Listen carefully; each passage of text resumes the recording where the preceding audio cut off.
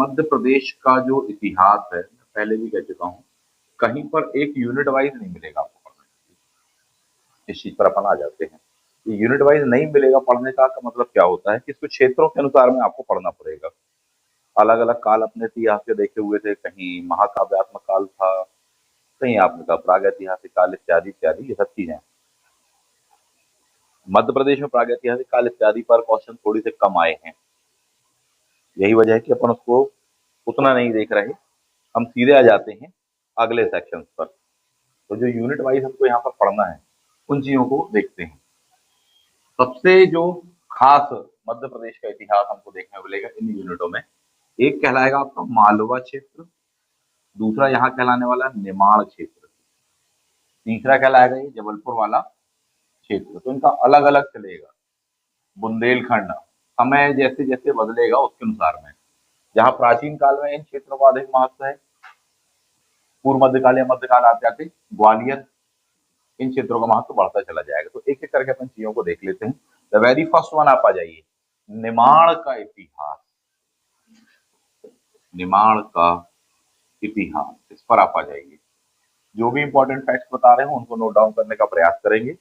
जो भी आपको महत्वपूर्ण लग रही है उन चीजों को लिख लीजिए, काम आ जाएगा आपके। निमाड़ के संदर्भ में यदि हम देखें तो यहाँ पर प्रागैतिहासिक काल के, उसके पश्चात में ताम्रपाषाण काल के कुछ ऐसे ऐतिहासिक स्थल हमको मिल जाते हैं। कुछ नाम है, मंडलेश्वर। अच्छा, सबसे पहली बात तो ये निमाड़ समझ लो कि निमाड़ क्या है। निमाड़ का मतलब है कि आप मोटे तौर पर कह सकते हो कि इस एरिया में पड़ने वाले जो जिले हैं उनको खंडवा खरगोन जिले सबसे खास कहलाते हैं। खंडवा और खरगोन पूर्वी निमाड़ पश्चिमी निमाड़ के नाम से किसी जमाने में जाना जाता है। अब हालांकि और भी कई जिले बन गए हैं। लेकिन मोटे तौर पर आप देखें तो ये वाला एरिया क्या कहलाता है, निमाड़ करके कहलाता है। इन क्षेत्रों में जो सबसे खास टॉप रेटेड उसके फीचर्स है, उनको थोड़ी सा नजर मार लेना चाहिए। द वेरी फर्स्ट वन, कुछ प्लेसेस हैं, मंडलेश्वर, महेश्वर,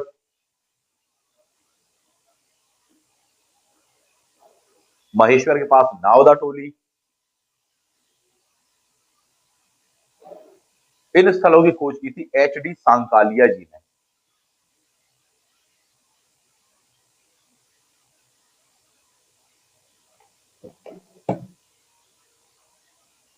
नावदा टोली ताम्र पाषाण के स्थल है।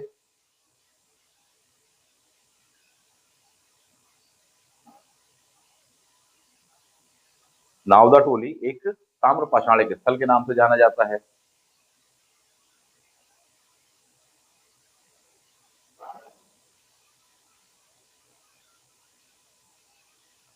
साथ ही साथ यहां पर एक बहुत खास केंद्र है, कसरावद। कसरावद, यहां पर भी हमको अवशेष मिलते हैं। महत्वपूर्ण बात यह है कि परवर्ती काल में यानी ताम्रपाषाण काल के बाद में नावदा टोली प्लस कसरावद में बौद्ध संप्रदाय के हमें स्तूप या उनसे संबंधित बिल्डिंगों के अवशेष तक प्राप्त होते हैं। कौन से प्लेस है, नावदा टोली और कसरावद। यहां का ये जो निचला हिस्सा है नर्मदा घाटी के किनारे है, नर्मदा नदी के किनारे। इनमें सबसे खास प्लेस कहलाते हैं ओंकारेश्वर, महेश्वर, ओंकारेश्वर, महेश्वर। महेश्वर का इतिहास बड़ा ही पुराना रहा है। उस जमाने में इसको महिष्मती के नाम से जाना जाएगा। अवंती यानी कि उज्जैन जो था वह एक राज्य हुआ करता था। इसकी दो राजधानियां थी, एक थी उज्जैन, जबकि दूसरी हमको मिलने वाली महिष्मती। समय काल इत्यादि के आधार पर चेंजेस वगैरह आता रहा है। तो वहीं पर एक प्लेस है दैट इज महिष्मती। महिष्मती का उल्लेख हमें ऐतिहासिक काल में भी मिलेगा, पौराणिक काल में भी मिलने वाला है, महाकाव्यात्मक काल में भी। द वेरी फर्स्ट महिष्मती, मां से महिष्मती, मां से महाभारत। महाभारत काल में सहदेव यहाँ पर विजय के लिए जाते हैं, इस क्षेत्र को विजित करने वाले हैं साहब।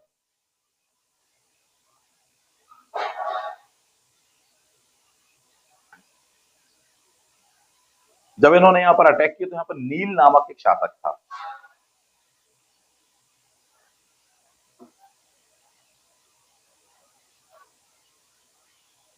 नील नामक, तो ऐसा महाकाव्य काल में हमको देखने को मिलता है साहब।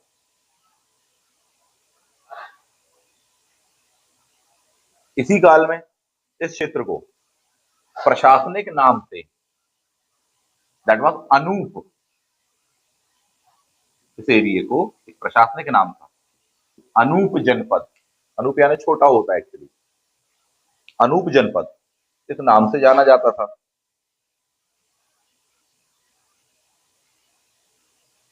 ऐतिहासिक काल में यहां पर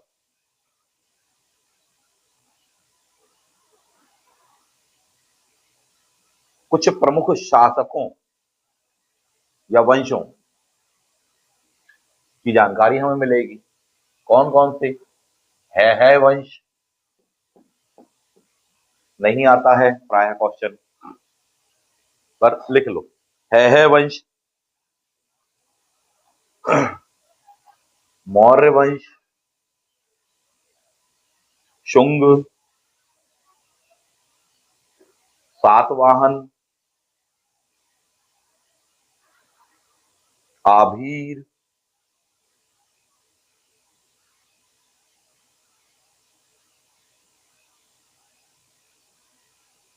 पहले गुप्त, उसी दौरान में वाकाटाक,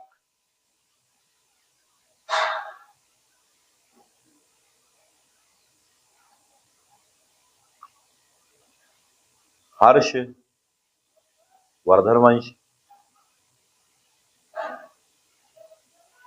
राष्ट्रकूट वंश,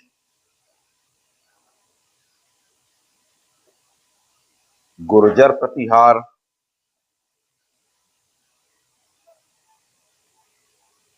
परमार वंश।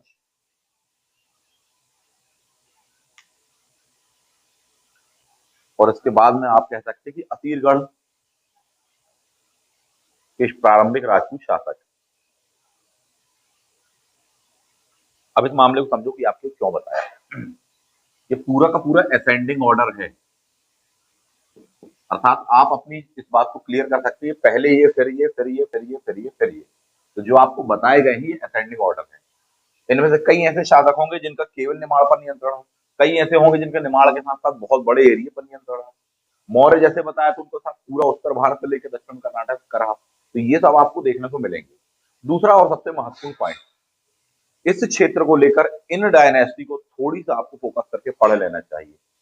कभी कभी इन पर बड़े ही बेसिक से क्वेश्चन आते हैं, 10 बार आए हैं, 20 बार आए हुए क्वेश्चन थे।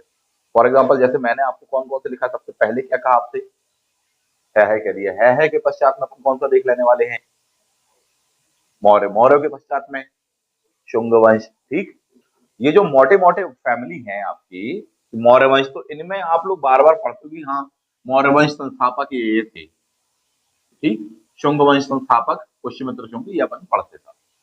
शुंग वंश के पश्चात में आप देखो 3-4 डायनेस्टी यहाँ पर हमको देखने को मिलती है। कभी आप देखोगे सातवाहन, कभी वाकाटक वंश, कभी आभीर वंश, ये सब आप देख रहे हो। इनमें महत्वपूर्ण पॉइंट ये है कि इन पर सिर्फ यही कहा है आभीर वंश का संस्थापक कौन था। भारत में ऐसी हजारों डायनेस्टीज आई हैं, आप सैकड़ों हजारों के फैक्ट वाइज रटते रहते हो। मैं आपको यह बताना चाहता हूं कि जो आपके मध्य प्रदेश से रिलेटेड है केवल वही आता है 99% चांसेस, कभी भी इनको पहले तैयार किया। आप उठाकर देखोगे बार बार पूछा आदिल वंश संस्थापक कौन था, वाकाटक वंश संस्थापक कौन था, विंध्य शक्ति निकेत वंश की स्थापना की थी साहब, सातवाहन वंश का संस्थापक और सातवाहन वंश का महत्वपूर्ण शासक कौन था। ठीक, हर्ष के बारे में आपसे क्वेश्चन पूछा गया है, राजपूतों के बारे में क्वेश्चन पूछा गया, राजपूत वंश के सबसे खास जो कोई ऐसे शासक रहे, कभी अमोघ वंश, कभी कुछ इनके बारे में नाम पूछा गया आपसे। क्यों पूछते हो आपसे? उसकी वजह है उनका कहीं ना कहीं मध्य प्रदेश क्षेत्र पर नियंत्रण रहा किसी जमाने में, तो यह उसका आधार होता है। इन पॉइंटों को निकाल करके हमको बड़े अच्छे से पढ़ना चाहिए। ये मेरा बताने का आशय है। तो ना केवल ये कि आप राजा और डायनेस्टी पढ़ रहे हो, इनके बारे में जहां जहां से ऐतिहासिक सोर्स प्राप्त होते हैं उन पर क्वेश्चन पूछता है। नहीं समझ में आया तो और क्लियर कर दो।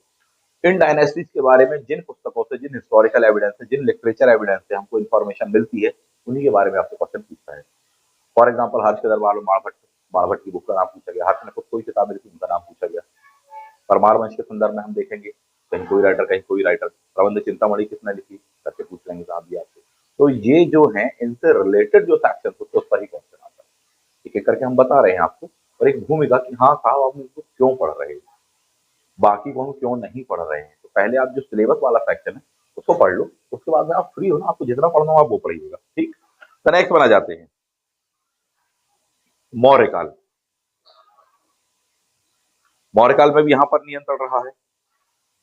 मौर्यों में 4 महत्वपूर्ण शासक को आपको यहाँ पढ़ना पड़ेगा। जैन धर्म के अनुसार नेमाड़ में या मालवा में मौर्य वंश का सबसे महानतम शासक कौन था, जिसने सैकड़ों हजारों जैन धर्म की बिल्डिंगों का, इमारतों का, मंदिरों का निर्माण किया। सबसे महान शासक कौन था? कुछ इस तरह से आपसे पूछा जाएगा घुमा करके, तो आप अटक जाओगे। तो इसीलिए मैं बता रहा हूं आपको। देखिए, मौर्य वंश में आप पढ़ते हो संस्थापक चंद्रगुप्त मौर्य, बहुत अच्छी बात है। चंद्रगुप्त मौर्य संबंधित जितना भी सेक्शन होगा आप ऑब्जर्व करेंगे, उन पर बार बार क्वेश्चन आए हैं। पहला, दूसरा हम पढ़ने वाले हैं बिंदुसार, तीसरा हम पढ़ने वाले हैं अशोक, चौथा होने वाला है संप्रति, पांचवा यानी कि लास्ट आप पढ़ लीजिएगा ब्रदर कि हाँ इस वंश का अंतिम शासक था और उसको पराजित करके या मार करके, हत्या करके शुंग वंश का जो संस्थापक था कुछ मतलब समझो उसने स्थापना करी था। मामले को समझिए। चंद्रगुप्त मौर्य पर 50 बार आपसे क्वेश्चन आया हुआ है। चंद्रगुप्त मौर्य संस्थापक कौन थे गुरुजी साहब जी? चाणक्य। कहां पर मिला था चाणक्य को ये चंद्रगुप्त मौर्य एक बच्चे के रूप में? कौन सा खेल खेल रहा था? राजकीलम खेल खेल रहा था। बार बार क्वेश्चन उन्हीं से रिलेटेड आए हुए हैं, ठीक। चाणक्य ने इनको क्यों अपने शिष्य के रूप में स्वीकार किया? क्योंकि चाणक्य को बदला लेना था। किससे? नंदवंश के संस्थापक, नंदवंश के शासक थे। उस समय ऐसा कहा जाता है कि नंदवंश एक संस्थापक था धनानंद, उन्होंने अपमानजनक व्यवहार किया था, बदले वाली कसम उन्होंने खाई थी, छोटी वोटी नहीं बांधूंगा, सारी बातें ठीक है। तो उसके रूप में उन्होंने किसको देखा? चंद्रगुप्त को देखा था। ले गए कहा? तक्षशिला, शिक्षा इत्यादि वगैरह दिलाई। तक्षशिला के आसपास में ही चंद्रगुप्त किससे मिला? तो बोले साहब वहां पर उसने सिकंदर का खेमा देखा हुआ था। सिकंदर ने एक बार उसको जब देखा करीब से तो साहब उसको मारने का भी प्रयास किया। तो ऐसे बहुत से कथानक हमको देखने को मिलते हैं। चंद्रगुप्त कल को प्रिपेयर हो जाएगा और नंदवंश का नाश कर देगा चाणक्य के साथ में। चाणक्य की फेमस बुक का नाम आपसे 50 बार पूछा गया है, 50 बार, हर बार प्रीलिम्स हो मेंस तो आपसे पूछा गया है। रीजन है उसका, रीजन ये है कि वो रिलेशन उसका यहाँ पे पूरा उतने बड़े क्षेत्र में उनका नियंत्रण आने वाला है। कि साहब अर्थशास्त्र नेक्स्ट बना जाने वाले हैं। अर्थशास्त्र में कितने अध्याय, कितने प्रकरण हैं, कितने प्रकार के अध्यक्षों के नाम दिए हैं। इन अध्यक्षों में से 4-6 का नाम आपसे पूछ लिया जाता है। शीताध्यक्ष क्या करता था? तो शाद की जो भूमि होती थी उसको देखता था। पड़ाध्यक्ष क्या करता था? मुद्राध्यक्ष क्या करता था? तो ये कुछ खास ऐसे विभाग होते हैं। एक एक चीज अपन डिटेल वाले टॉपिक में पढ़ेंगे कि नहीं साहब फलाना ये काम करता था, रीताध्यक्ष, पड़ाध्यक्ष, मुद्राध्यक्ष, कुप्याध्यक्ष, ये सब अपन पढ़ेंगे, डिटेल वाले पढ़ लेंगे। बट ठीक, आप उसका एक रूपरेखा को समझने का प्रयास करिए ताकि आपको अपने तरफ से ही पढ़ना तो आप उस चीज को तैयार कीजिए। चंद्रगुप्त का किसी के साथ में कोई फेमस युद्ध हुआ होगा? तो यस, उस जमाने का इंडो ग्रीक शासक सेल्यूकस निकेटर किस क्षेत्र को लेकर? भारत के उत्तर पश्चिम वाला जो एरिया है इस एरिया को लेकर। फाइनली ये युद्ध किस वर्ष में हुआ था? माना जाता 305-6 BC के आसपास में हुआ था। रिजल्ट क्या रहा? चंद्रगुप्त जीता। जीता तो बदले में क्या कंक्लूजन हुआ, सेल्यूकस निकेटर ने अपनी पुत्री हेलेना का विवाह चंद्रगुप्त से कर दिया, प्लस दहेज में 4 उसको प्रांत दिए। इन 4 प्रांतों पर 50 बार आपसे क्वेश्चन आया हुआ है।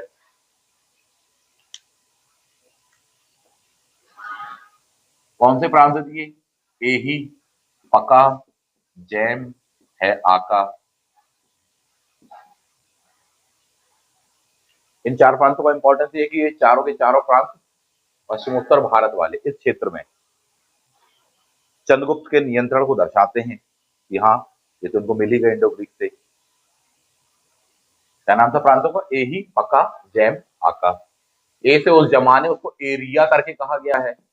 बोले आज उसको किस नाम से जानते हैं, ऐसा क्वेश्चन पूछा है आपसे। बोले हेरात के नाम से जानते हैं सर। पा से होता है पेरिपेनिसदाई, इसको आज किस नाम से जानते हैं, तो का से काबुल हो जाएगा। जा से क्या है, जेड्रोशिया है, आज उसे किस नाम से जानते हैं सर, मकरान के नाम से जानते हैं। आ से क्या है, आराकोशिया है। कौन सा एरिया, का से कंधार के। मामला समझ में आया। इन पर लगातार क्वेश्चन है तो आपको चुन चुनकर पढ़ना पड़ता है। और क्या कोई खास उपलब्धि रही इस चीज की, बोले बदले में चंद्रगुप्त ने क्या दिया, तो बोले भारत में भरपूर हाथी वाथी होते, गिफ्ट पैक दे दिया होगा, सीधी सी बात है साहब। द नेक्स्ट पॉइंट, और क्या उपलब्धि रही, तो बोले यहाँ से एक सांस्कृतिक इतिहास भी हमको क्लियर होता और हिस्टोरिकल एविडेंस हमको मिलते ही मिलते। बहुत ही फेमस राजदूत को उन्होंने भेज दिया अपने, उस बंदे का नाम था मेगास्थनीज। उसने बहुत ही फेमस बुक लिखी है, भारत के बारे में इंफॉर्मेशन मिलती है, इंडिका। इसका मतलब है कि मेगास्थनीज और चाणक्य एक दूसरे के समकालीन थे, दोनों ही अपने आप में फिलोसफर है, चिंतक है, दार्शनिक है, पढ़े लिखे शिक्षित लोगों में से हैं साहब। ठीक है। कोई ऐसे एविडेंस होंगे जिसमें जो कि कॉमन होंगे, यानी जो बात मेगास्थनीज ने बताई है लगभग वही बात चाणक्य ने अपनी पुस्तक अर्थशास्त्र में बताई है। उस चीज को लेकर वो पूछ लेगा, थोड़ी सा डिटेल में क्वेश्चन है, यही वजह कि मेंस में ही आता है वो क्वेश्चन। वो क्वेश्चन किस पर फोकस होता है, वो क्वेश्चन फोकस होता है कि साहब नगर का प्रशासन करने के लिए कौन सी परिषदें होती हैं, इन पर क्वेश्चन होता है। मेंस तक में आया क्वेश्चन है, आईएएस में आया क्वेश्चन है, पीएससी में आया क्वेश्चन है। दूसरा पॉइंट होता है साहब की साहब सैन्य संचालन इत्यादि वगैरह के बारे में जानकारी मिलती है। बोले फिर साहब जी कमिटीज होती थी। तो 2 चीजें सबसे खास, पहला कि नगरों का प्रशासन के लिए कोई समिति होती थी। इससे पता चलता कि हमारा उस जमाने में लोकल सेल्फ गवर्नेंस काफी अच्छी सिचुएशन में था। चाणक्य बता रहा जो कि इंडिया का है, तो बोले नहीं आए अपने बारे में थोड़ा सा बढ़ाकर बता रहे होंगे, ऐसा कॉर्नर राइटर मानते। तो नहीं भैया ये तो तुम्हारे यहाँ का आया है, ये तो बढ़ा चढ़ा कर नहीं बता रहा होगा, इसका तो मानोगे। इसका मतलब 2 जगह से कोई भी चीज को क्रॉस चेक कर लिया जाए तो हिस्ट्री में कैलकुलेट करते हैं जिसके एविडेंस हो। तो ये बताते, तो यही वजह है कि नगर परिषद के बारे में पूछता है। तो 6 कौन कौन सी समितियां जो कि कॉमन सी देखने को हमको मिलती हैं उन पर आया है। मेगास्थनीज, चाणक्य दोनों ने बताया है। फॉर एग्जाम्पल जन्म मृत्यु वाली समिति यानी जनसंख्या समिति, विदेशियों का रिकॉर्ड रखने वाली समिति, बिक्री कर समिति,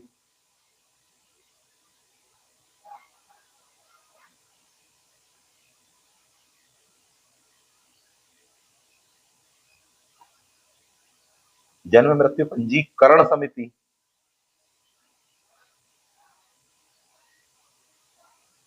तो ऐसी इंफॉर्मेशन मिलती है। तो जो सबसे ज्यादा क्वेश्चन पूछा गया कि कुल कितनी समितियां होती थी, कुल सर 6 समितियां होती थी। उसमें ये क्वेश्चन पूछता है कि प्रत्येक समिति में कितने मेंबर्स होते थे, 5। तो टोटल मेंबर्स कितने हो गए, 6 पंचे। सबसे ज्यादा बार पूछे गए क्वेश्चनों में से है। तो समझने वाली बात है कि यही क्यों, इन चीजों को समझो। मौर्य काल पढ़ेंगे और डिटेल में देखेंगे, अभी मामले को समझो कि साहब करना क्या है अपन को। इन चीजों को जब आप समझ लोगे तो आप ये जान पाओगे हमें किन बातों को चुनकर पढ़ना है और किनको अलग कर देना है साहब जी। चंद्रगुप्त से संबंधित और भी कोई ऐसे खास पॉइंट्स रहे होंगे तो पूछ लेंगे साहब जी। किस धर्म को मान रहे थे, जैन धर्म को। जैन धर्म मध्य प्रदेश में एक बहुत ही खास धर्म के रूप में है।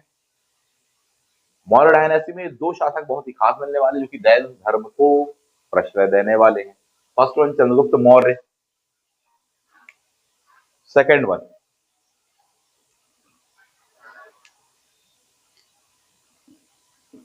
संप्रति आज भी मध्य प्रदेश की एक बहुत बड़ी जो डेमोग्राफी जनसंख्या है वो जैन धर्म को बिलोंग करती है। बहुत ही महत्वपूर्ण योगदान है उस समुदाय का हमारे राज्य में साहब।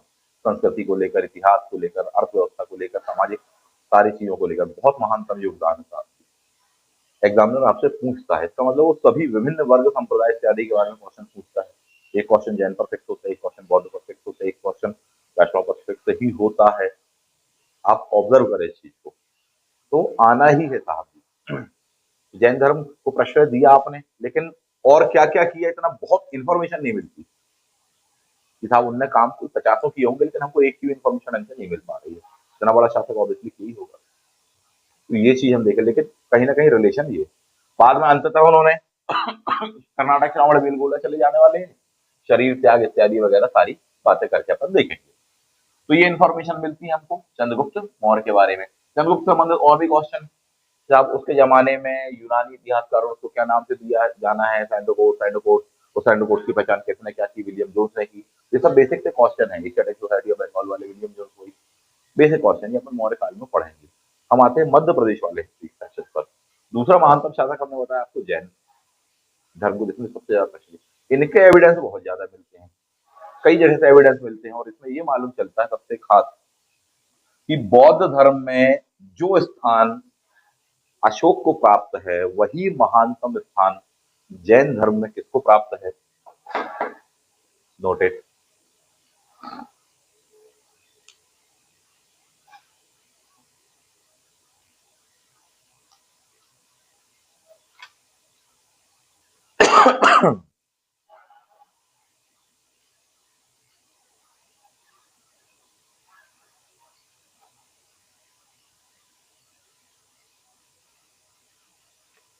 संप्रति की 2 राजधानियां थी।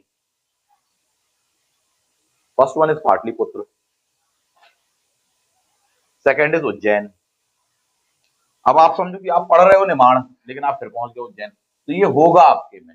आप मालवा वाले क्षेत्र में पहुंच गए उज्जैन में, तो ये आपकी हिस्ट्री में होगा। तो इसलिए कि यूनिट वाइज नहीं कि आप सोच नहीं सिर्फ इसको सेपरेट बस कर लें, जितना हो सकेगा उतना संभव करके अपन समझने पढ़ने का प्रयास कर रहे हैं, लेकिन कहीं ना कहीं वो क्रॉस कनेक्टेड होने ही वाला है।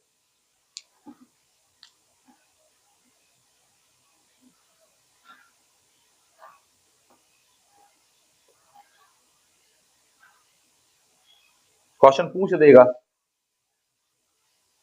कि संप्रति ने कहां पर जैन धर्म में दीक्षा ग्रहण की थी। पॉइंट 1, उन्हें दीक्षित करने वाले आचार्य श्री का नाम क्या था। पॉइंट 2, अपन अटक जाएंगे।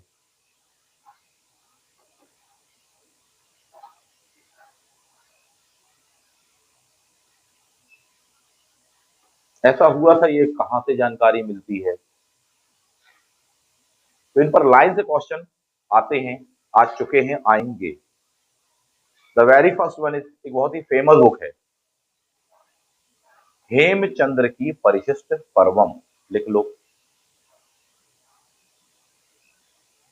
हेमचंद्र की परिशिष्ट पर्वम, ब्रैकेट में लिख लो जैन धर्म पर आधारित है ये ग्रंथ, यानी उनके बारे में हमको काफी इंफॉर्मेशन मिलती है।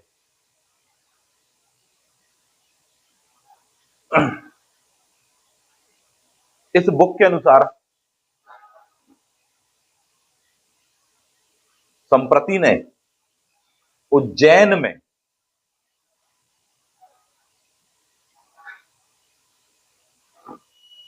आचार्य सुहस्ती से,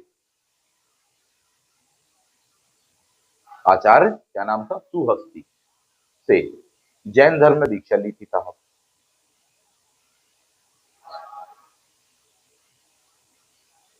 यही कथा हमें या यही जानकारी हमें कल्पसूत्र नामक पुस्तक से ही मिलती है।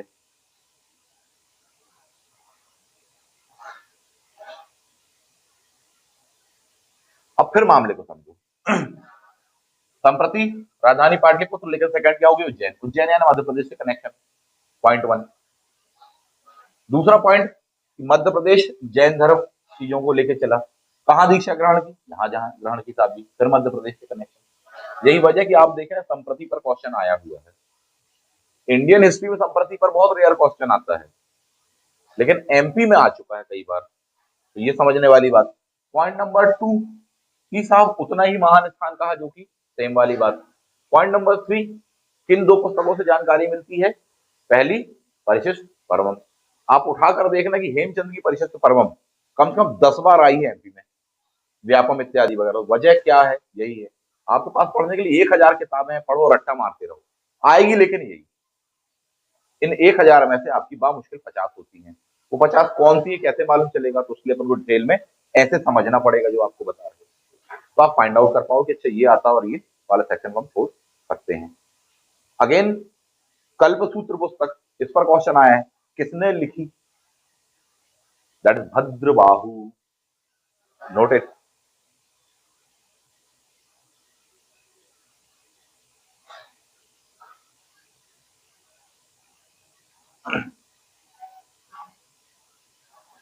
भद्रबाहु ने कल्पसूत्र नामक पुस्तक लिखी, जैन धर्म से संबंधित।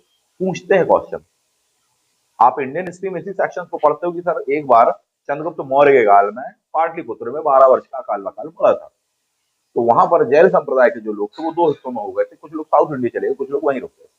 जो साउथ इंडिया चले गए थे तो निर्वस्त्र वाली बात थी, तो दिगंबर कहलाए। जो वहीं रह गए तो उन्होंने कहा बहुत गर्मी पड़ रही, अकाल पड़ रहा, सूखा पड़ रहा है, तो हमने सफेद रंग के कपड़े पहन लिए। तो बोले सफेद के पहने, तो बोले श्वेतांबर। तो ये कथा कहानी वहां आप पढ़ते हो, दैट इज इंडियन हिस्ट्री का कंटेंट। बट जब वो अगर यहाँ से रिलेटेड हो जाएगा तो उसको उठाकर वो पूछ लेंगे आपसे, बाकी 50 चीजें नहीं पूछेंगे वो आपसे। तो इन सेक्शंस को फाइंड आउट करना सीखो, और इन क्वेश्चन को फाइंड आउट आप कभी भी अपनी वन लाइन टाइप की जो किताबों से पढ़ते हैं, जो मरे मरे से तक, उनसे नहीं हो पाएगा। ऐसे समझना पड़ेगा चीजों को। ये चीजें आपको जो नोट्स हमने प्रोवाइड की उसमें दी हुई है, जो हमने कंटेंट बताया पढ़ने के लिए उसमें दिया हुआ है। आपको थोड़ी सा हार्ड वर्क करना पड़ेगा और चीजों के प्रति समझ बनानी पड़ेगी। कंटेंट हाथ में आ भी गया कि हाँ ये पढ़ना है, तो वो भी उसको इस वे में ग्रैस्प कर पाना थोड़ी सी एक लंबी प्रक्रिया है। तो बड़े गौर से सुनो, समझो, नोट डाउन करो, जो भी इंपॉर्टेंट लगता है रिवाइज करो, आपके लिए हेल्पफुल होगा। तो बाकी जनरलाइज चीजें वो तो आप पढ़ते हैं। जबकि अभी अपन केवल निमाड़ पढ़ रहे हैं, अभी ना तो हम मौर्य काल पढ़ रहे हैं, ना ही हम कोई इंडियन हिस्ट्री वाला टॉपिक स्पेसिफिक पढ़ रहे हैं। अभी हम समझ विकसित करें, अभी अपन कुछ पढ़ ही नहीं रहे सच बात है। अभी आप कुछ नहीं पढ़ रहे हो, अभी आप तो सुन रहे हो गौर से, उसको सिर्फ सुनते बस रहो, तो उसके प्रति एक समझ विकसित हो जाएगी। और जिस दिन समझ विकसित हो जाएगी ना, तो सुपर फास्ट स्पीड से दौड़ने लगोगे हिस्ट्री जैसे सब्जेक्ट में, या कोई से भी सब्जेक्ट। चलिए आगे बढ़ जाते हैं। तो निमाड़ के बारे में हम बात कर रहे थे, यहाँ पर हमको कुछ इंफॉर्मेशन ऐसी मिलती है।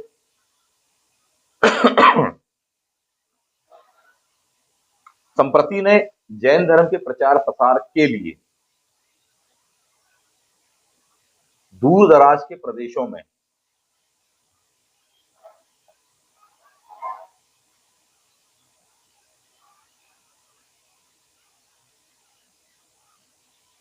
धर्माचार्यों को भेजा था, तथा अनेक चैत्य, विहार, मंदिर, मठों इत्यादि का निर्माण किया था।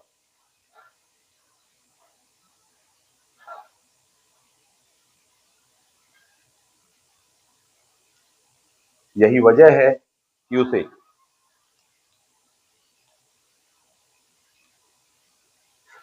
जैन धर्म के अनुसार एक बड़ा या महान शासक माना जाता है, जब वह स्थान प्राप्त जो अशोक को बौद्ध धर्म।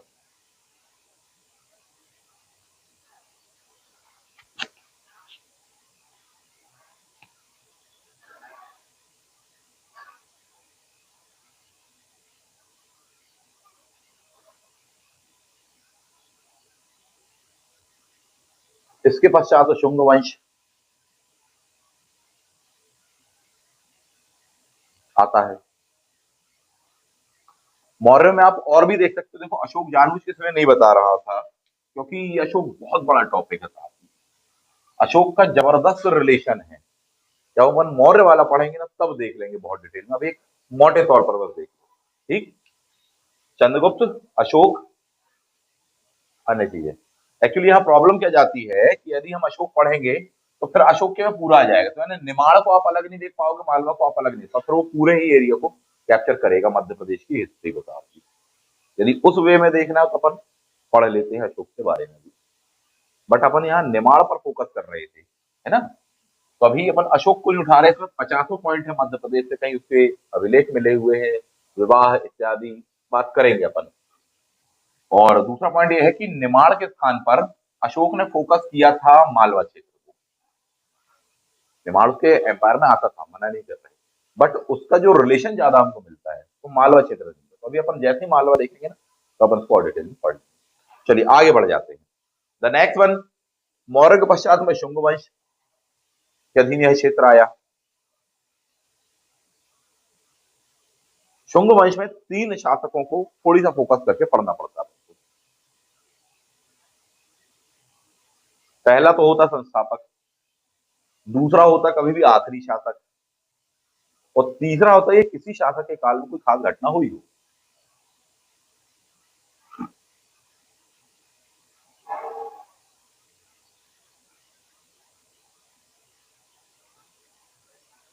तो इनके काल में एक बहुत ही खास हम देख रहने वाले हैं, हीलियोडोरस का गरुड़ स्तंभ वाली घटना।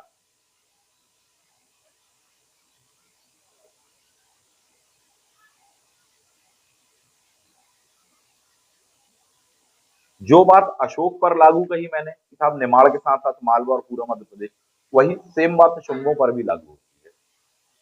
तो निमाड़ के साथ साथ बाकी एरिया भी, फॉर एग्जाम्पल जैसे मैंने विदिशा ही कह दिया, ठीक, तो ये बाकी एरिया को भी कवर कर जाने वाले हैं।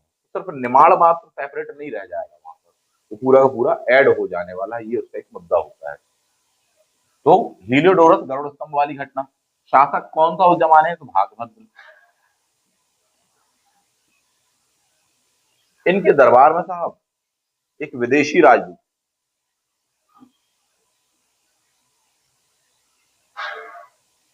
जिसका नाम ही है हीलियोडोरस, वह आता है और गरुड़ स्तंभ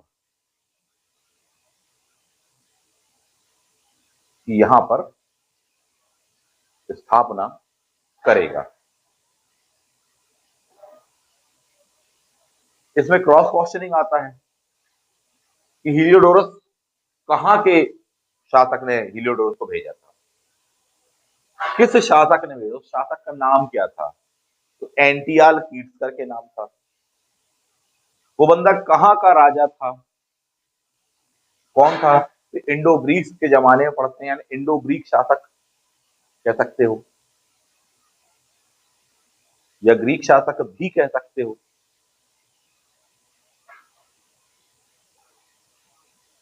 कहां था इनका राज्य, कहां थी इनकी राजधानी, तो तक्षशिला का शासक था वो, तक्षशिला फिर इंडिया।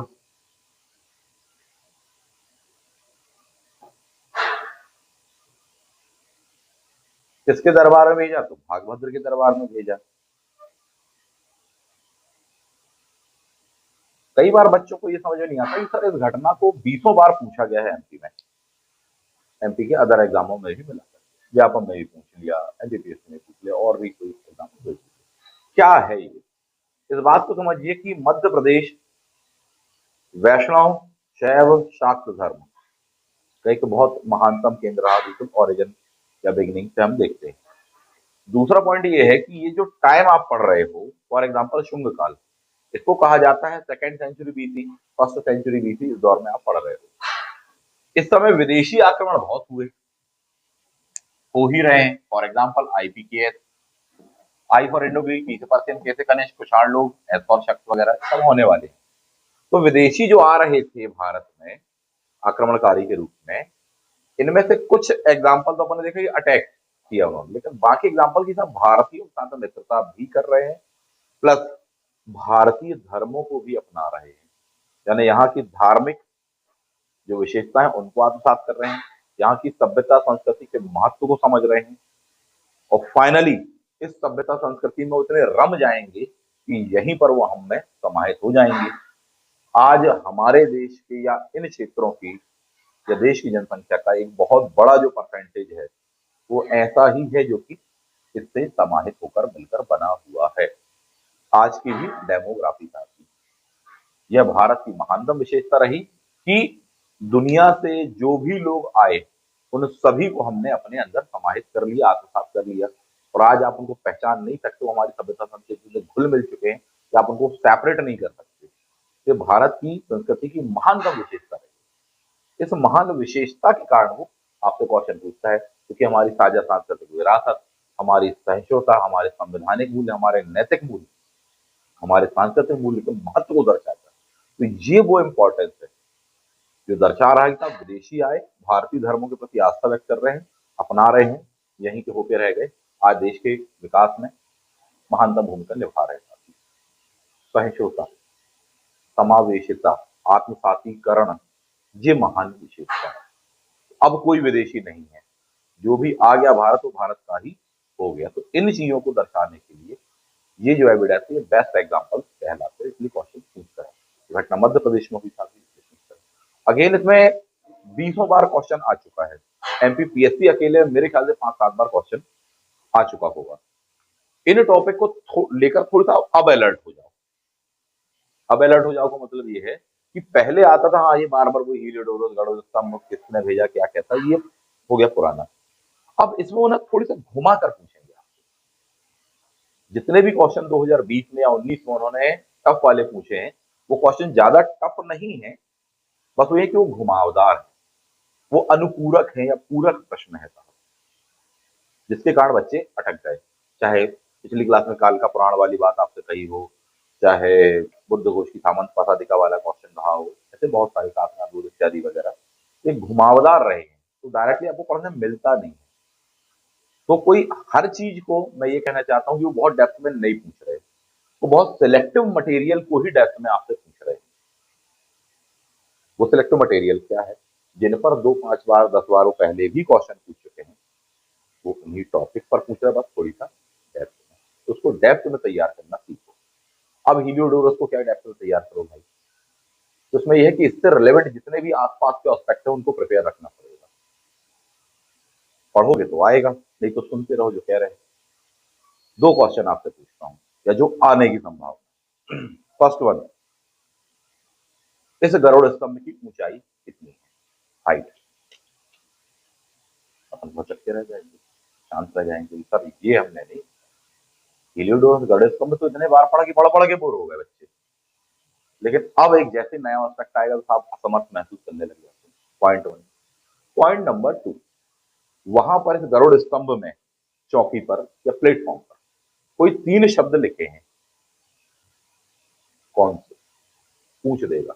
ये क्वेश्चन इसलिए क्योंकि इसके पहले भी इस टाइप के क्वेश्चन आए हैं, जब वो आपसे 52 गजा की ऊंचाई पूछ सकता है, हीलियोडोरस गरुड़ स्तंभ में नहीं पूछेगा क्या? प्रिपेयर रहिए शुरू से, उस फॉर्मेट पर प्रिपेयर रहने का प्रयास कीजिए अपने आप को। इनको तैयार रखने की कोशिश करिए। 2 क्वेश्चन हैं, ढूंढो, पढ़ो, साथ ही कुछ नया ही सीखने को मिलेगा। मैं तो बता दूं आपको कि ये चीज है, कुछ अपने तरफ से भी लगाने का प्रयास करो। कोई बताना चाहेगा कौन से 3 शब्द लिखे?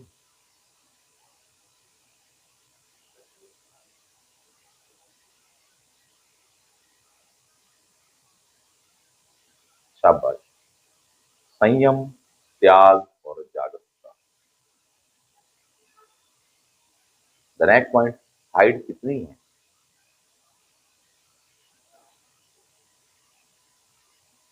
18 से 20 फीट के बीच में लगभग हाइट है। गरुड़ स्तंभ का क्या मीन है, क्या मतलब है उसका? वैष्णव संप्रदाय, भगवान जी, वाहन, पवित्रता। लेकिन उसको गरुड़ स्तंभ क्यों बोला गया?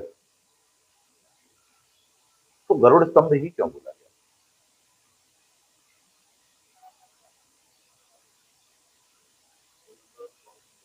तो ध्यान देने वाली बात है, जो पिलर है उसके टॉप में जो आकृति लगी हुई थी, अब तो नहीं है, थी एंशिएंट वाली, अब तो नई वाली बना के रखी, दैट इज गरुड़। मामला क्लियर? ऐसा ही कोई और फेमस पिलर जिसमें ऊपर कोई ऐसी टाइप की आकृति लगी हो, जिस पर आपके एग्जाम में क्वेश्चन आया?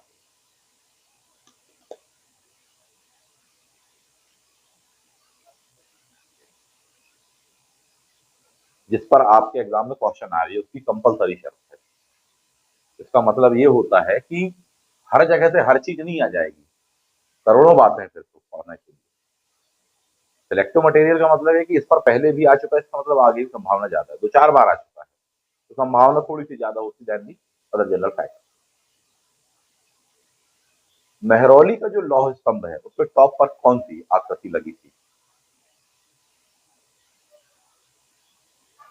मेहरौली का लौह स्तंभ कई बार आ चुका है, किस शासक के काल में, क्या कैसा बना।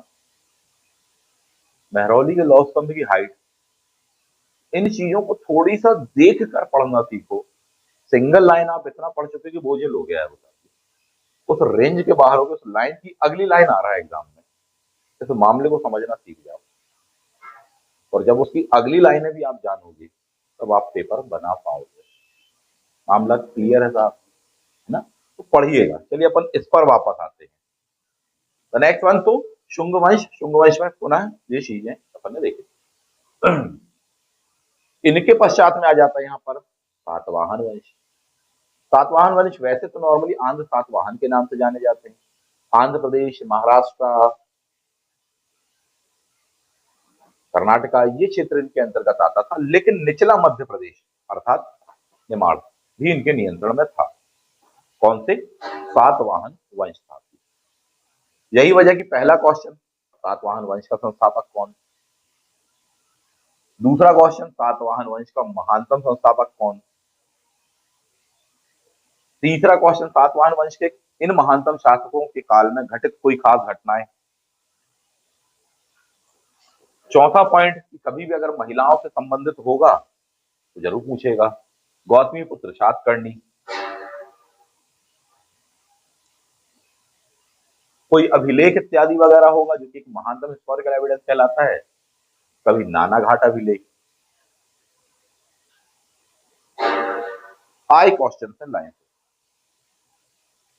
क्वेश्चन पूछ लिया जाता है कई बार सीधे सीधे। भारत में भूमि दान का पहला अभिलेखीय प्रमाण,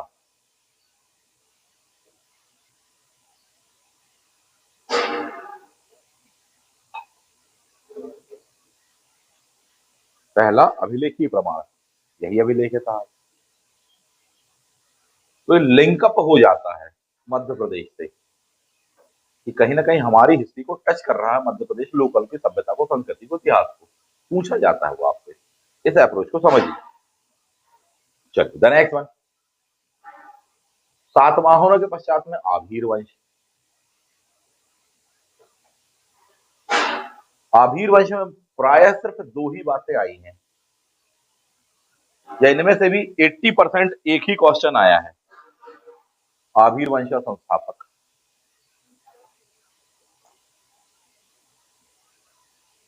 ये वन लाइन में तो अपन को बन जाएगा। पॉइंट नंबर 2 जो आएगा, जो अपन को नहीं बनेगा, ईश्वर सेन ने यहां पर शासन किया, एक संवत चलाया था। आभीरों ने चलाया तो आभीर संवत। सिर्फ आपसे इतना कहा जाएगा आभीर संवत कब से शुरू होता है, अपन फिर असमर्थ। दो ही बातें सबसे ज्यादा इंपॉर्टेंट है, इसको पढ़ लो, समझ लो।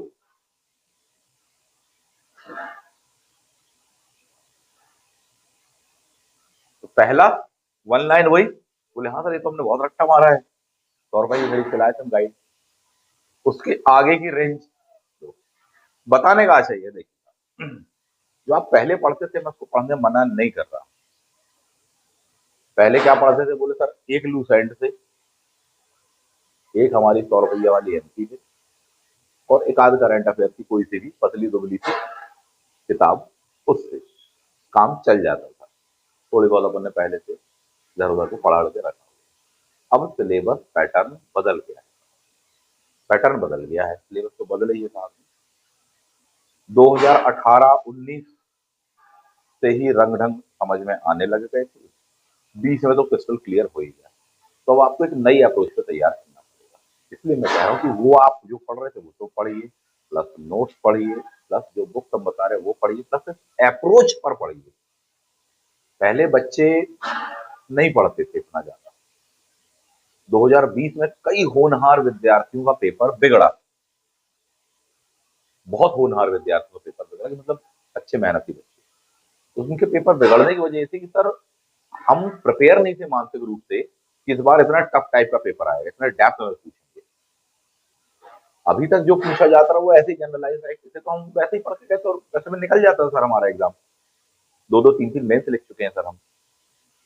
हमें मालूम नहीं था कि ये इस टाइप के क्वेश्चन पेपर पूछेंगे, तो हमने वैसी वाली तैयारी नहीं की, हम अलर्ट नहीं थे, ये बिल्कुल धोखे के वार की तरह हो गया।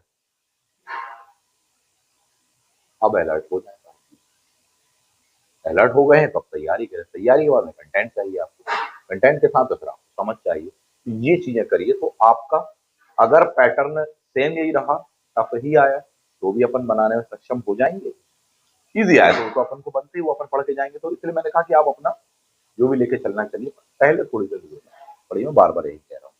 आगे बढ़ते साहब, तो कल बताएं आप अभी संबंध आराम से होमवर्क करके, Google boys and girls. The next one, आभीरों के पश्चात में इस क्षेत्र पर वाकाटक वंश आ जाता है। वाकाटक वंश, वाकाटक वंश के अंडर में भी निमाड़ तथा ऊपरी हिस्सा मालवा आलवा तक का क्षेत्र, विदिशा वाला क्षेत्र भी आ जाएगा। अभी विवाह विवाह इत्यादि सब कुछ हो जाने वाले हैं गुप्तों सब चीजों में। खैर, पहला क्वेश्चन फिर से क्या होगा, वाकाटक वंश का संस्थापक, वा से वाकाटक, वा से बिंद शक्ति। मेरे ख्याल से एमपीपीएससी 2018 या 19 का क्वेश्चन आया था। इसका दूसरा जो सबसे खास शासक कहलाता है वह कहलाता है प्रवरसेन। प्रवरसेन की सबसे खास विशेषता है, पहली बात तो उसने अपनी बच्चों का विवाह कुछ खास फैमिलीज में किया, चाहे नाग फैमिली हो, मध्य प्रदेश की हैं, तो उनसे इनकी जो प्रतिष्ठा थी, शक्ति थी, वर्चस्व था, वो थोड़ी सा बढ़ा। कई क्षेत्र पर उसने नियंत्रण भी स्थापित किया, और इन सबके पश्चात में उसने अपनी दिग्विजयों के लिए उसने कुछ अश्वमेघ यज्ञ किए थे। तो क्वेश्चन आपसे पूछ लेगा कि कितने अश्वमेघ यज्ञ, दैट इज 4 अश्वमेघ यज्ञ।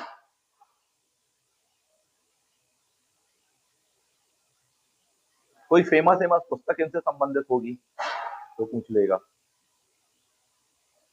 अगर किसी राजा ने कोई खास पुस्तक लिखी है या कोई पुस्तक लिखी तो एग्जामिनर जरूर पूछता है, आप ध्यान करो। बाबर ने कौन सी लिखी, हर्ष ने कौन सी लिखी, साथी कृष्णदेव राय ने कौन सी लिखी, बार बार पूछता है।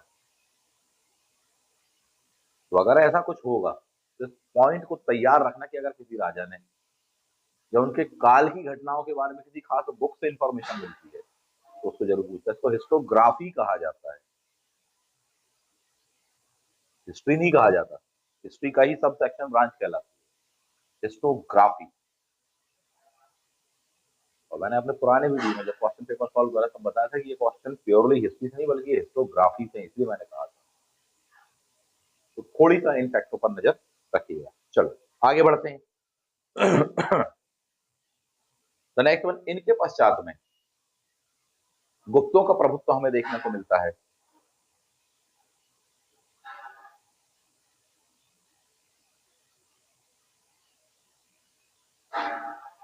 गुप्तों में भी चंद्रगुप्त सेकंड, उनकी पुत्री प्रभावती गुप्ता,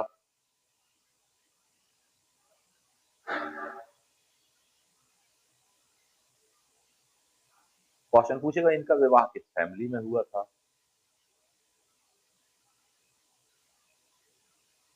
कई बार आ चुका है, डायरेक्टली इनडायरेक्टली कई बार क्वेश्चन,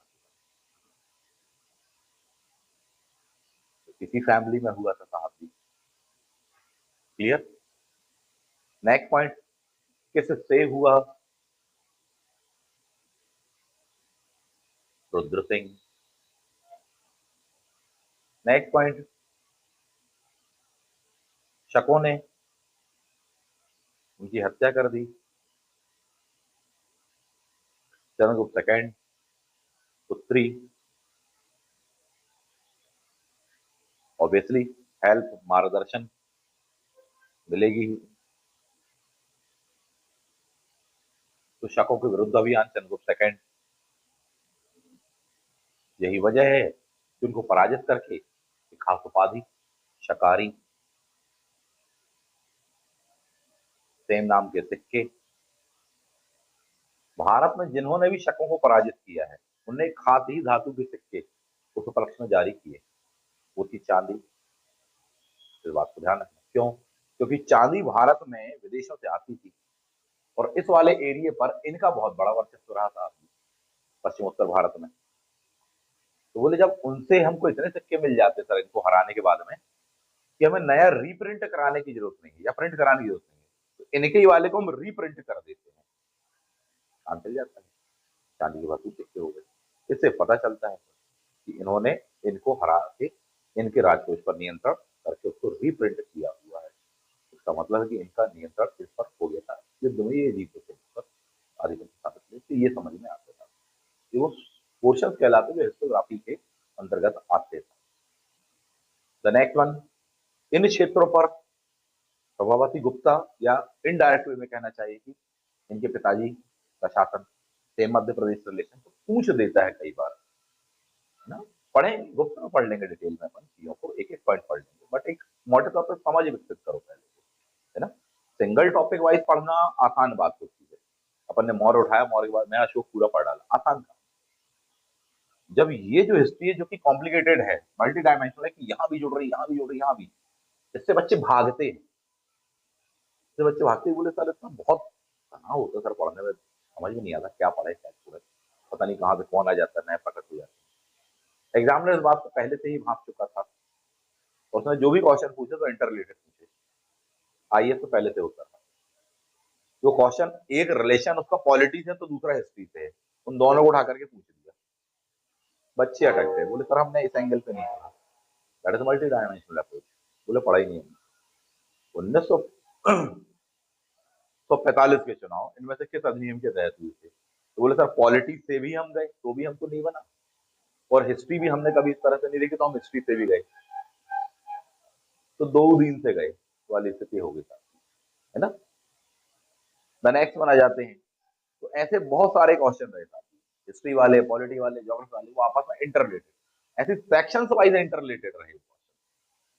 ये आपको लग रहा है यहाँ से, लेकिन वो यहाँ से इंटर रिलेटेड। ये अप्रोच टफ होती है, इस टफ चीज को बच्चे नहीं पढ़ना चाहते, भाग जाते, बोले सीधा सीधा पढ़ लें अपन, उतने में काम बन जाता था, पास हो जाते सर, क्या जरूरत है ज्यादा मेहनत करने की। एग्जामिनर ने ऐसा पेपर दे दिया कि बेटा आप ढूंढो अगले 6 महीने आंसर कहाँ पर क्या है, थोड़ी सा प्रिपेयर रखे। चलिए आगे बढ़ते हैं। तो वकाटक संस्थापक विंध्य शक्ति, इनके पश्चात में हम देखेंगे हर्ष। हर्ष के राज्य की दक्षिणी सीमा जो थी वो नर्मदा थी, हर्षवर्धन, वर्धन वंश, अर्थात उत्तर पूरा भारत उसके अंतर्गत आ रहा था।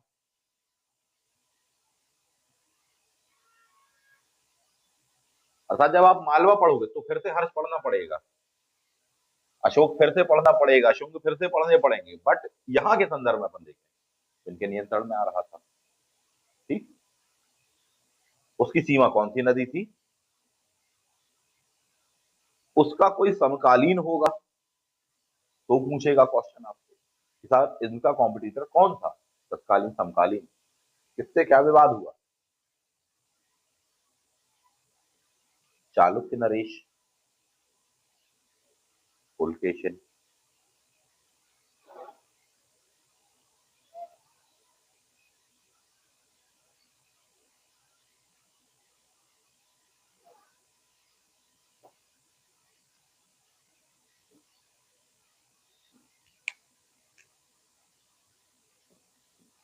हर्ष, हर्ष का विवाद, पुलकेशिन या पुलकेशी भी अपन बोल लेते शॉर्ट है, और पुलकेशी का भी अपन देखेंगे तो पल्लव नरेशों से विवाद। बताने का आशा सिंपल कॉन्सेप्ट ये है कि हर्ष को हरा दिया था किसने, पुलकेशिन ने, पुलकेशिन को हरा देते हैं पल्लव नरेश साहब। क्लियर। तो ये इतनी चीज ध्यान रखना किसने किसको हराया, तो ऊपर वाले को हरा दिया नीचे वाले, ये यहां से इतनी बात ध्यान रखना। आगे बढ़ू, तो यहाँ से नर्मदा नदी सीमा। अब हर्ष, उनका वंश वर्धन वंश, उत्तर भारत, कौन सी शताब्दी? 606 से लेके हमको 47 तक का उनका दौर देखने को मिलता है, एडी का शताब्दी। तो ये बहुत ही महान शासक कहलाते हैं। जैसे फॉर एग्जांपल अशोक, सेम, हर्ष। तो इन पर काफी डिटेल में क्वेश्चन पूछा है। पहले इसी तरह से अकबर वगैरह पर भी क्वेश्चन आते रहे, हालांकि अब उनकी संख्या कम हो गई पिछले कुछ वर्षों से। द नेक्स्ट वन अपन देखेंगे। तो हर्ष की बिगिनिंग से क्वेश्चन पूछते हैं वो, कि कहाँ के थे सर, कौन सा वंश था? तो थानेश्वर। थानेश्वर का कौन सा वंश? बोले वर्धन वंश। कैसी क्या घटनाएं घटित होती हैं? तो बोले उनकी फैमिली में कौन कौन? बोले एक बड़े भाई साहब थे, एक सिस्टर थी। ठीक। हर्ष की शत्रुता और किन किन के साथ में रही, क्या मामला हुआ था, क्या विवाद हो गया था, ऐसी क्या घटनाएं, हर्ष कैसे क्या राजा बन गया? तो इस पर क्वेश्चन हमेशा से होते रहे हैं। हर्ष की कोई सांस्कृतिक उपलब्धियां, इन पर क्वेश्चन होते रहे हैं। थोड़ी सा नजर मार लेना, कुछ इंपॉर्टेंट पॉइंट में बताना चाहूंगा। हर्ष, हर्ष के जो कॉम्पिटिटर्स थे या विरोधी जिनको कह दो, गौड़वंशी शासक शशांक,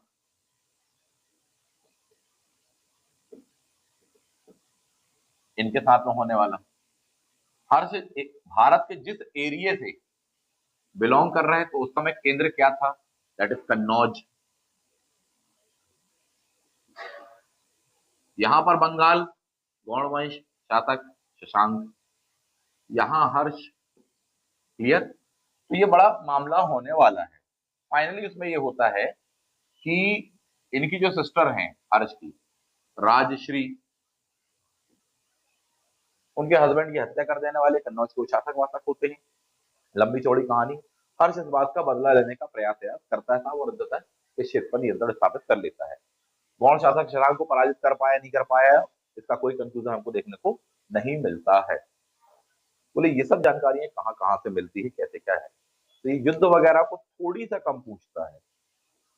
भारतीय राजाओं ने आपस में जो युद्ध करे उसको थोड़ी सा कम पूछा जाता है, विदेशी आक्रमणकारी ज्यादा पूछा जाता है। पॉइंट नंबर 2, भारतीय राजाओं के युद्ध इत्यादि के स्थान पर उनके सांस्कृतिक विकास को ज्यादा पूछा जाता है, यानी कल्चरल वाला क्वेश्चन।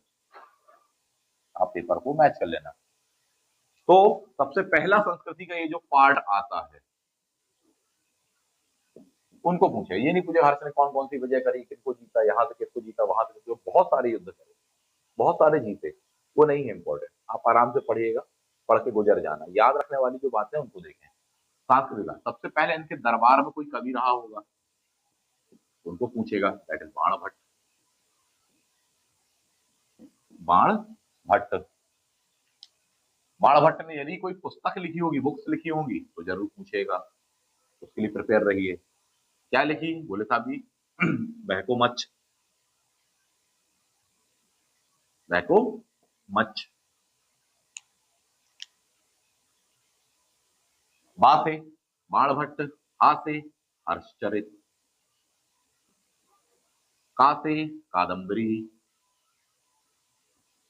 मा से मुकुट तड़ित,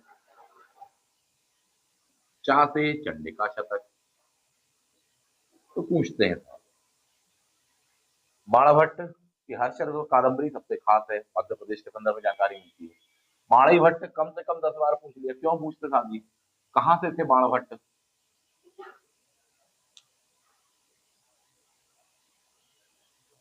बाण भट्ट कहाँ के थे?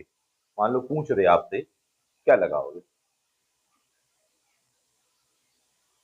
तो ऐसा माना जाता है कि बुंदेलखंड वाला जो क्षेत्र था, वहां से बाण भट्ट बिलोंग करते थे, उनका कुछ रिलेशन था। उस जमाने में मध्य प्रदेश में शिक्षा का महानतम केंद्र उज्जैन ही हुआ करता था। शिक्षा वहां पर आई, कार्यस्थली बाद में हर्ष के दरबार में। ठीक। तो इस तरीके से थोड़ी सा क्वेश्चन प्रिपेयर रखना चाहिए। तो ये वाली घटना उन्होंने बताई हुई है अपनी पुस्तक में।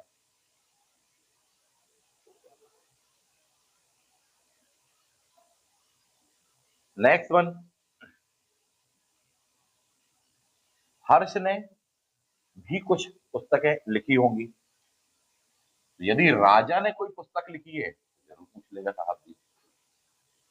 उज्जैन का नाम बार बार आ रहा है मालूम है, हालांकि अपन पढ़ेंगे इसकी सूट वगैरह को लेकर के, है ना, तो बाद में देखेंगे, अभी जानबूझ के नहीं बताया, अभी इस पर फोकस रहेगा, ये तो भटकाव बहुत हुआ।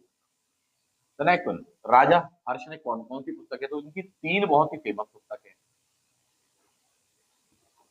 तीन बहुत ही, प्रिय दर्शिका,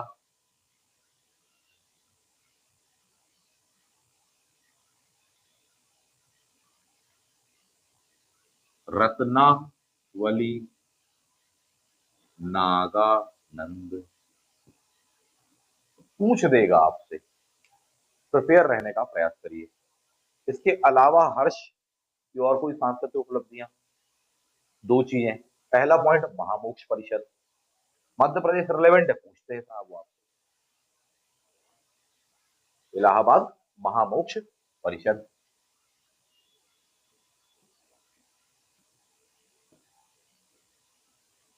यहाँ पर कोई परिषद होती थी, विभिन्न धर्म संप्रदाय इत्यादि के लोग आते थे, हर्ष उसको काफी प्रमोट करता था। सभी धर्मों के लोग आते थे, उनको बिल्कुल मुफ्त अक्षर दान दक्षिणा इत्यादि वगैरह दिया जाता। कई विद्वान यहीं से मानते हैं कि साहब ये थी कुंभ मेले की शुरुआत, ऐसा भी कई लोग मानते हैं कि वहां पर एक धार्मिक महत्व रहा, पुरानी हमारे स्थानीय कथाएं इत्यादि वगैरह रही, वहां से शुरुआत कई लोग मानते हैं। इसी को आगे शंकराचार्य जी ने काफी संगठित कर दिया, तो एक विधिवत कुंभ का स्वरूप हमको देखने को मिल जाता है। तो पॉइंट वन ये। पॉइंट नंबर टू, हर्ष ने, इसका मतलब यह है कि वैष्णव और शैव धर्मों को प्रश्रय तो यही दिया, लेकिन हर्ष व्यक्तिगत रूप से बाद में किसी धर्म में दीक्षित हो जाता, दैट इज बौद्ध धर्म। मध्य प्रदेश में बौद्ध संस्कृति काफी फेमस, पूरे भारत में ही रही, विश्व में कई स्थल मिलते हैं, यूनेस्को इत्यादि वगैरह में शामिल हैं, काशी वगैरह, भरोत स्तूप, सतना वगैरह, है ना। तो इसलिए क्वेश्चन पूछ लिया जाता है साहब जी। तो बौद्ध धर्म पूछ देगा कभी, बौद्ध धर्म में किसने क्या दीक्षित किया, कैसी क्या घटनाएं हैं, थोड़ी सा ऐसे क्वेश्चन पूछ लेता है। तो कहीं ना कहीं वो संस्कृति का हिस्सा है, तो ये समझने वाली बात है यहाँ पर कि हमको ये सेक्शन को भी कोई इस तरीके से देखने का प्रयास करना चाहिए।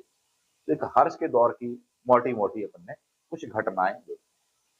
और आगे बढ़ जाओ, तो इनका नियंत्रण यहाँ पर था, सीमा कौन सी नदी, इस पार यानी ऊपर की ओर किसका राज्य, हर्ष का, जबकि नीचे की ओर किसका राज्य, बिठा दिया चालुक्य नरेश पुलकेशी। क्लियर है मामला। आगे बढ़ जाते हैं। बड़े शासक या ऐसे शासक जिनके बारे में काफी इंफॉर्मेशन मिलती है, उनके अंदर डिटेल में क्वेश्चन पूछा मध्य प्रदेश वाले। कोई ऐसी डायनेस्टी आ रही जिनके बारे में ज्यादा डिटेल नहीं है, तो उनमें केवल ऊपरी पूछा संस्थापक कौन थे, शादी कहाँ गया रहता नहीं। आगे बढ़ गए, समझने वाली बात। द नेक्स्ट वन, हर्ष के पश्चात में हम देखते हैं यहाँ पर राष्ट्रकूट वंश।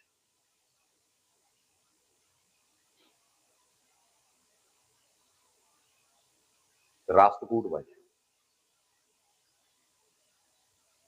राष्ट्रकूट वंश संस्थापक दंती दुर्ग, दंती दुर्ग। ऐसा माना जाता है कि दंती दुर्ग ने निमाड़ क्षेत्र प्लस मालवा क्षेत्र पर नियंत्रण कर लिया था, उज्जैनी को जीत लिया था, वहां पर हिरण्य गर्भ यज्ञ तक किया था, ऐसी जानकारी मिलती है। हिरण्य गर्भ यज्ञ तो मध्य प्रदेश से लिंकअप हो जाने वाला है। यही वजह है कि अब ये राष्ट्रकूट वंश मध्य प्रदेश से लिंकअप हो गए हैं। कोई ऐसे दो से तीन या एक कोई महानतम शासक, राष्ट्रकूट वंश के सबसे महानतम शासकों में से किसको माना जाता है, सबसे महानतम। पहली बात, पहली बात की महानतम का मतलब क्या होता है, ग्रेट, पहला पॉइंट।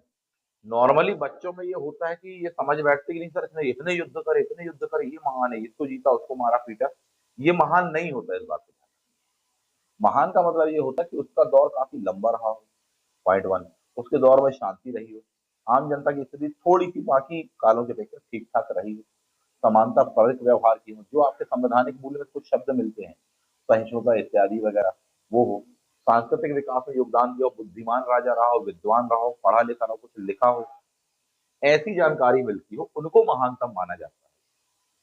इस बात को समझिएगा। अशोक महान इसलिए नहीं है क्योंकि उसने कलिंग का युद्ध जीता। अशोक महान इसलिए है क्योंकि उसने उस युद्ध के पश्चात में शस्त्रों का त्याग किया, लोगों के कल्याण में फोकस किया। क्लियर? ये बातों को समझने का प्रयास करिए साथ ही। ये नहीं कि युद्ध जीते इसको तो ये सारी बातें ये नहीं। राष्ट्रकूट वंश में बहुत सारे शासक, बड़े शासक, नो डाउट, कृष्ण हो चाहे गोविंद थर्ड हो चाहे इत्यादि। अमोघ वर्ष बहुत अच्छे से पढ़िएगा। एक भी युद्ध उसने नहीं जीता, कोई विजय जय नहीं है, और उसको महानतम शासक माना जाता है। और 50 बार क्वेश्चन आया है। सेम आप ऐसे ही देखते हो, दिल्ली सल्तनत में बलबन, कोई खास युद्ध नहीं जीते, कोई साम्राज्य विस्तार इत्यादि वगैरह कुछ नहीं पढ़ते हो। 50 बार क्वेश्चन आए हैं। एमपीपीएससी का तो पेटेंट ही रहा बलबन पे ही, रक्त लौह नीति ये वो अफरती आबंश पूरा बना डाला।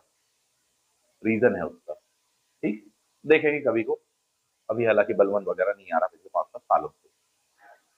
तो नेक्स्ट वन, अमोघ वर्ष, बहुत लंबा शासन काल रहा पहली बात इस व्यक्ति का। सांस्कृतिक उपलब्धियां इनकी काफी अधिक हैं। बहुत ही विद्वान शासक था।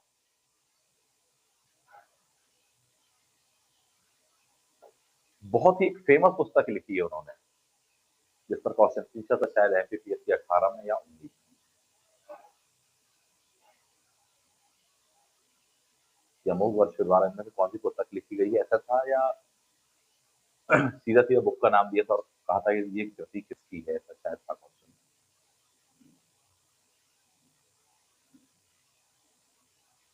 अमोघ वृत्ति कवि राजमार्ग,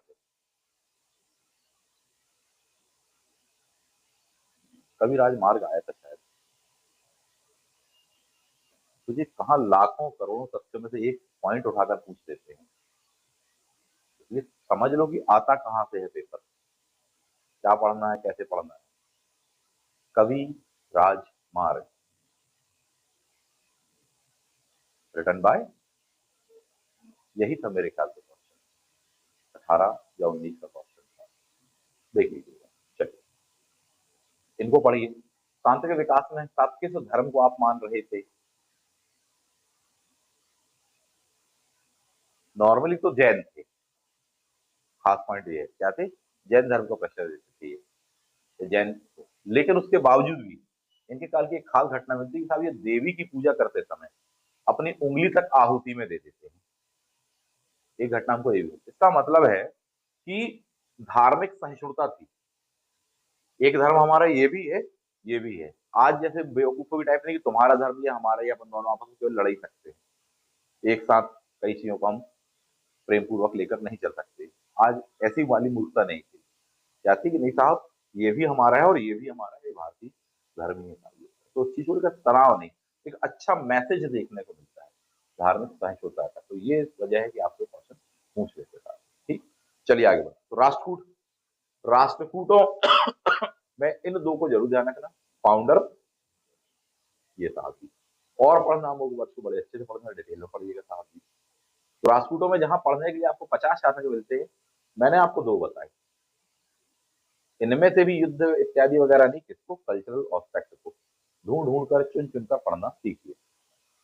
राष्ट्रकूटों के पश्चात में यहां आने वाला है परमार वंश। परमार वंश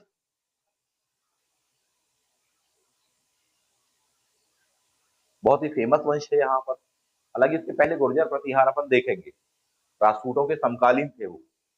कौन? गुर्जर प्रतिहार वंश। बट मालवा की हिस्ट्री में अपन उनको थोड़ी सा डिटेल में पढ़ेंगे।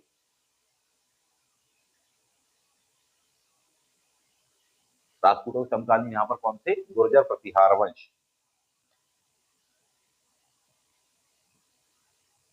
और उनके बाद में अपन परमारों पर आने वाले हैं। गुर्जर प्रतिहार वंश में फिर अगेन क्वेश्चन क्या ध्यान रखना चाहिए? पहला बंदा संस्थापक, सबसे पहला क्वेश्चन कौन?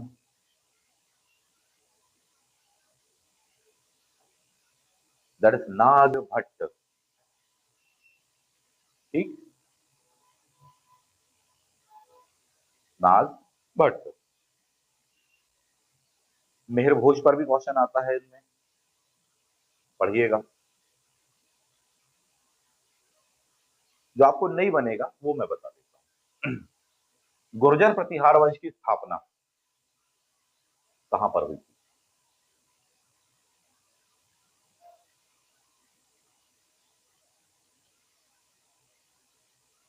विदिशा में, उज्जैन में, ग्वालियर क्षेत्र में,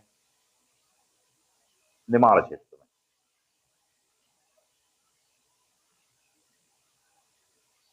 है जी, नहीं आएगा ये क्वेश्चन? या तो आप जवाब देता ले लीजिए कि नहीं सर ये इस टाइप के क्वेश्चन नहीं आएंगे, आएंगे तो हम फेल हो जाएंगे तो हमारी जिम्मेदारी। तो या फिर दिमाग लगाना चालू करो, तो बहुत अच्छे थे जो बता रहे वैसा पढ़। बड़ा असमर्थ सा महसूस करने लगते हैं बच्चे कि सर वो लीक तो जो हम पढ़ के आए ना बनना है, वैसा टाइप का क्यों नहीं पूछते आप? एग्जामिनर नहीं पूछता आपसे। ठीक, ये question Madhya Pradesh local history का है, इसलिए पूछ देगा। The place was Ujjain. Maximum बच्चे या तो ग्वालियर क्षेत्र लगा देंगे, और अंधाधुंध वाले तो पता नहीं क्या, क्योंकि बार बार वो पढ़ते हैं गुर्जर प्रतिहार, त्रिपक्षी संघर्ष इत्यादि वगैरह। The place was Ujjain.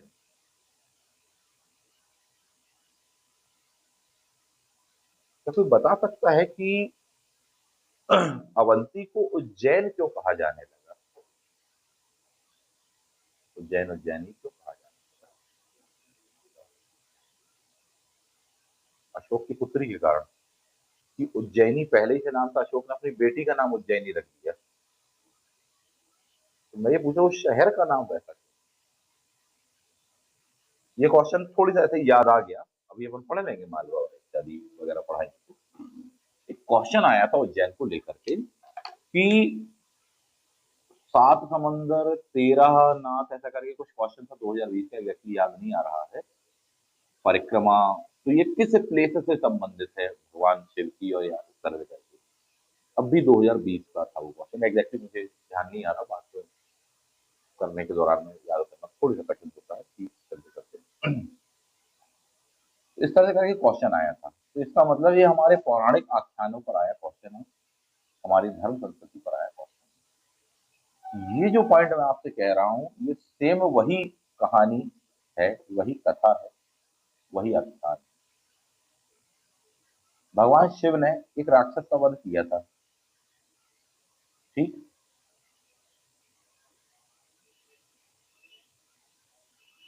Avanti के वो अधिपति कहलाते हैं साहब। वो राक्षस कहाँ से था? फ्रॉम जबलपुर। उस जमाने उसकी त्रिपुरी कहा जाता था, त्रिपुरासुर, त्रिपुरारी, ठीक। उसके उपलक्ष्य में उस जगह को नाम क्या दिया गया था ये। तो इससे रिलेवेंट या इससे को रिलेवेंट जो फैक्ट होंगे थोड़ी सा प्रिपेयर रखना, क्योंकि उज्जैनी, महाकालेश्वर, भोलेनाथ, कई चीजें आपसे बार बार पूछ रहे थे, थोड़ी सा प्रिपेयर रहेंगे। हिस्टोरिकल नहीं है कि हिस्ट्री के अंतर्गत हम पढ़ते उसको, महाकाव्य काल का इत्यादि का है, बट थोड़ी सा देख लेना इस बार जिस तरह से क्वेश्चन आया था वो बच्चों को घुमा गया, ठीक है। और भी इसके क्रॉस क्वेश्चनिंग जो हो सकते हैं उसको थोड़ी सा प्रिपेयर कर लीजिएगा। बोले सर कोई खास अस्त्र से शस्त्र से उन्होंने किया था उसका वध, फिर अपन अटक जाएंगे, ठीक। तो अगर वो कथा आगे भी कहीं चल रही होगी तो फिर लीजिए साहब जी। बोले राम जी ने जो धनुष उठाया था वो धनुष और इसमें कोई कुछ है क्या कनेक्शन क्या? फिर वो कहानी कथानक तो थोड़ी सा इस तरह के जो सेक्शन आए हैं लीग से हट के स्कूल से, आईएएस में भी आने लगे हैं पिछले 3-4 सालों से, 5 सालों से आप देखोगे। यूजीसी नेट में भी आने लगा है इसी सब्जेक्ट में। एमपी में भी आपसे टेस्ट दे दिया पिछले बार 2020 में एक क्वेश्चन है। ऐसा ना हो कि अगली बार इस तरह के अचानक प्रश्नों की संख्या 3 से 4 हो जाए, थोड़ी सा प्रिपेयर रखना पड़ेगा। रीजन की एग्जामिनर कह रहा है कि नहीं साहब ये हमारी संस्कृति का हिस्सा, तो उसको हम तैयार रखेंगे। क्लियर? तो ये पॉइंट गुर्जर प्रतिहार, और उसके बाद में आता है साहब परमार वंश। सच बात तो यह है कि 9वीं 10वीं शताब्दी से चंदेल, परमार, यहाँ से हिस्ट्री के एविडेंस हमारे पास में काफी अधिक मात्रा में हो जाते हैं। तो ये टॉपिक अपने आप में बड़े हैं, एक एक टॉपिक बड़ा है। जैसे अशोक पढ़ा है ना, तो अभी अपन पढ़ेंगे वैसे ये एक एक टॉपिक बढ़ गया। अब चंदेल ही चंदेल पूरा पढ़ डाले, परमार ही परमार पढ़ डाले, तो अब अपन इसके आगे के सेक्शन को देखेंगे। अभी तक अपन जो भी पढ़ रहे हैं, मध्य प्रदेश का भी एक आध क्लास और पढ़ेंगे, तो पूरा बिल्कुल कहाँ कहाँ से जोड़ जोड़ के पढ़ना पड़ रहा है। तो बोले सर इतनी देर में तो 10 वंश हो गए। उसमें ये होगा कि अगले 2 दिन में केवल एक ही वंश चल रहा होगा, राज्य नंबर 1, राज्य नंबर 2, राज्य नंबर 3। तो बड़ा आसान सा होता है। उन पर डेप्थ में क्वेश्चन आए हैं और इन पर तो लगातार क्वेश्चन आए हैं, जो कि आपकी समझ को विकसित करने के लिए सहायक होने वाले हैं। इतने में कोई चीज ना समझ में आई हो या इससे संबंधित कोई प्रश्न हो तो आप पूछ सकते हैं। बड़े धीमे धीमे, बड़े आराम से आपको बता बता के, लिखवा लिखवा के, समझा समझा के पढ़ाने का प्रयास किया है, क्योंकि इतिहास बच्चों की कमजोर नब्ज होती है, कई बताते रहते हैं। तो आशा करता हूँ कुछ कुछ समझ में आया होगा। अपन को अध्ययन करेंगे तो और आएगा। नोट्स में सब दिया है, नोट्स में दिया हुआ, सब कुछ दिया हुआ, हमने सारे सेक्शन को समाहित किया है। तो जब आप इस अप्रोच से पढ़ोगे तो प्रीलिम्स में भी, मेंस में भी और इंटरव्यू में भी जबरदस्त काम आएगा। कॉन्सेप्चुअल क्वेश्चन भी बना पाओगे, कथन कारण से लेकर सारी चीजें बना पाओगे। क्लियर? चलिए मिलते हैं अगली क्लास में।